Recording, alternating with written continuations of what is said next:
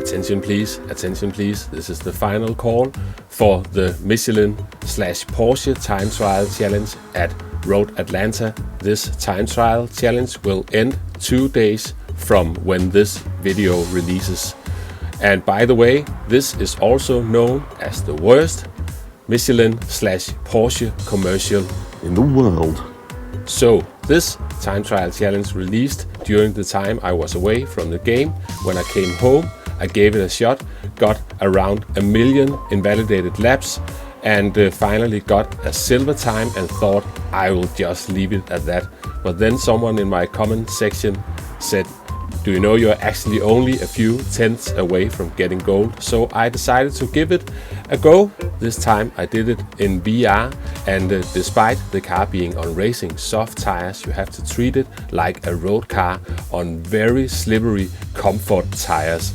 And yeah, let's just get straight into my 2 final runs on this one. And because it's done in VR, I am using the replay footage because it's easier to see what's going on. I will show the full cockpit run at the end of the video.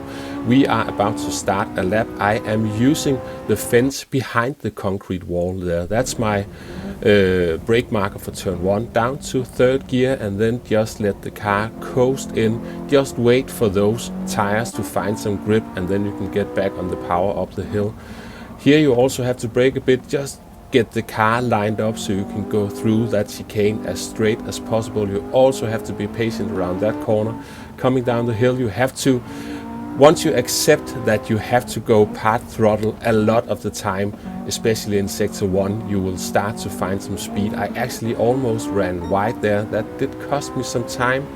And now these corners, I am using that change in the concrete wall on the left hand side as a brake marker, coming in using 3rd gear down to 2nd gear, and I'm a bit clumsy at the exit, not getting the best run. You are supposed to use 3rd gear for the exit, but I did something wrong there. Now we are coming down the straight, and let's have a look at the sector time. It's a 57.178. Let's remember that I'm using the big red Motul sign, or however you pronounce that, as a brake marker.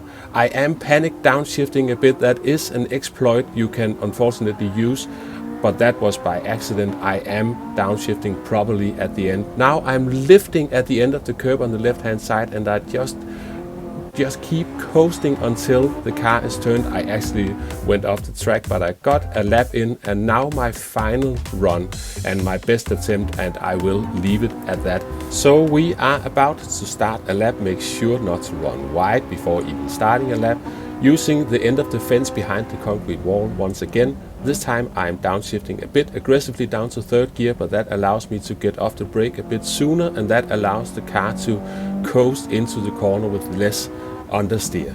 On the top of the hill, unfortunately this time I get a bit more sideways action on, and it felt like I was losing a bit of time, but we managed to keep it together. Now coming down the hill, I'm just about to run wide. You can see the car gets all slidey, but somehow it gave me a good exit. I could come really early on the power here, and my split time is slightly better than my last run.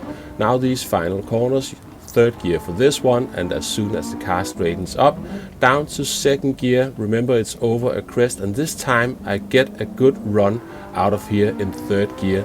And the general thing with this one, once you realize that you have to drive this like a minivan full of car-sick children rather than a supercar on racing tires, you will start to find some pace. We are braking at the red sign, and this time I managed to take a big chunk of the first apex, which you are supposed to do. Unfortunately, I also take too big a chunk of the 2nd apex, which you are not supposed to do. That compromised my exit a bit, but still, and lifting at the curb on the left hand side, and we are across the line in a 1:15.677. So that's definitely good enough for me. I'm getting close to the 2%, and I will leave it at this. And before we end the video, let's just run through the actual VR footage.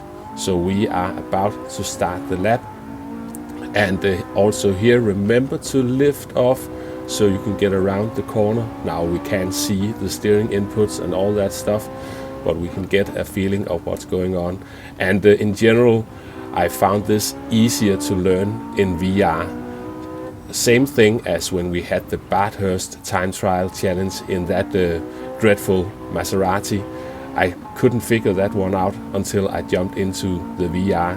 It has got some a decent view out of the cockpit, this one, and you can easily see the front fenders there, so it's easy to place the car as well, and it generally made this a lot more fun. But I am sure you can do this in flat screen as well. I haven't set an amazing time, I know, I've just set a secure gold time, and I am sure you can do that as well if you just accept the fact that you have to drive part throttle a lot of the time, really be patient, coast for what sometimes feels like ages around some of the corners, and then you will slowly start to figure it out. Also, the hybrid system is really aggressive in this car, and it pulls on the front tire, so that gives all that dreadful understeer. But we are about to finish the lap. I am about to park the car. I am honking my horn to celebrate, and we are also coming to the end of this video. So if you are one of the few who maybe haven't done this yet, I think you should give it a shot. Once you realize that you just have to be really patient and keep it cool and keep it smooth, this is doable. So anyway, thanks for watching. I hope you found the video entertaining and maybe even somewhat useful, and I will catch you next time. Bye bye.